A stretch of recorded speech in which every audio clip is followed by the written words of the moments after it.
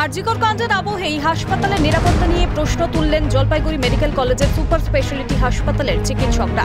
ময়নাতদন্তে বাধা এবং দেহ জোর করে নিয়ে যেতে দিতে রাজি না হওয়ায় চিকিৎসকদের কটূক্তি এবং প্রাণনাশের হুমকির অভিযোগ উঠল মৃতার পরিবার সহ স্থানীয়দের বিরুদ্ধে।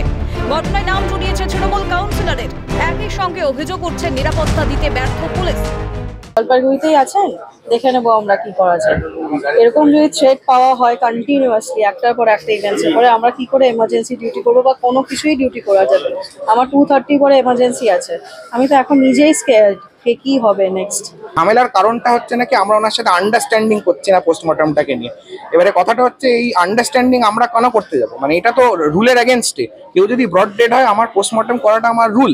জানা গিয়েছে মঙ্গলবার রাতে লিপিকা দাস নামের এক ক্যান্সার আক্রান্ত মহিলাকে হাসপাতালে নিয়ে যাওয়া হলে চিকিৎসকরা তাকে মৃত বলে ঘোষণা করেন।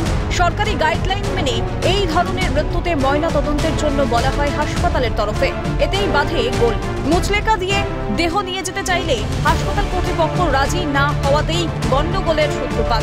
কর্তব্যরত চিকিৎসকদের কটূক্তি এবং প্রাণনাশের হুমকির অভিযোগ মৃতার পরিবারের বিরুদ্ধে। পরবর্তীতে জলপাইগুড়ি পুরসভার 22 নম্বর ওয়ার্ডের কাউন্সিলর পিঙ্কু বিশ্বাসের উপস্থিতিতে দেহ নিয়ে যেতে সক্ষম হয় পরিবারের লোকেরা। চিকিৎসকদের তরফে অভিযোগ উঠছে হাসপাতালে দুজন পুলিশ কর্মী থাকলেও গন্ডগোলের সময় উধাও হয়ে যান তারা। পরিস্থিতি কিছুটা শান্ত হওয়ায় তারা এসে উপস্থিত হন। ঘটনার পর থেকেই নিরাপত্তাহীনতায় ভুগছেন কর্তব্যরত চিকিৎসকরা। পাশাপাশি অভিযোগ অস্বীকার কাউন্সিলরের।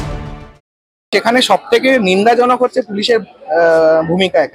এখানে দুজন পুলিশ ছিল, সেটা আমরা অলরেডি আইসিকে আমাদের অথরিটি এসে তারা মিটিং করছে, তারা জানিয়েছে যে পুলিশ থাকা অবস্থাতেও তারা কোনো মানে তারা একটা কেওয়াস দেখছে তৈরি হচ্ছে, তারা সেটা কেওয়াসটাকে আটকানো তো দূরের কথা, তারা দূরে দূরে গভর্নমেন্টের গাইডলাইন আছে যে ব্রড ডেড পেশেন্ট সে অ্যাক্সিডেন্টেই মরে আসুক, ক্যান্সারই মরে আসুক, হার্ট অ্যাটাকই মরে আসুক, আমরা যদি এখানে এসে ইমার্জেন্সি ডাক্তার দেখে যে তার মৃত্যু হয়েছে হসপিটালে আসার আগেই, তার নতুন গাইডলাইন অনুযায়ী, নতুন গভর্নমেন্টের সার্কুলার অনুযায়ী যেটা স্বাস্থ্য ভবন থেকে এসছে সেটা অনুযায়ী কিন্তু তার পোস্টমর্টম হতে হবে।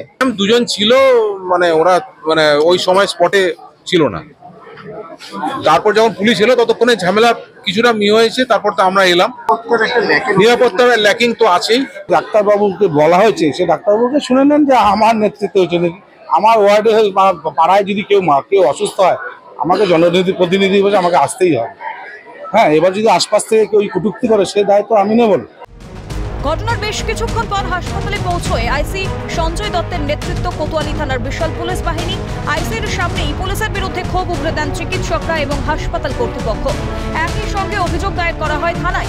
সিসিটিভি ফুটেজ খতিয়ে দেখে ব্যবস্থা গ্রহণের আশ্বাস পুলিশের। ঘটনায় ক্ষোভ বাড়তেই হাসপাতালের জরুরি বিভাগের সামনে ধর্নায় বসেন জলপাইগুড়ি মেডিকেল কলেজের প্রথম এবং দ্বিতীয় বর্ষের প্রায় 200 জন চিকিৎসক পড়ুয়া। খবর ছড়িয়ে পড়তেই হাসপাতালে পৌঁছন জলপাইগুড়ি নাগরিক সংসদের সদস্যরা এবং বিভিন্ন রাজনৈতিক দলের প্রতিনিধিরা। পুলিশের ভূমিকায় করার সমালোচনা বিরোধীদের।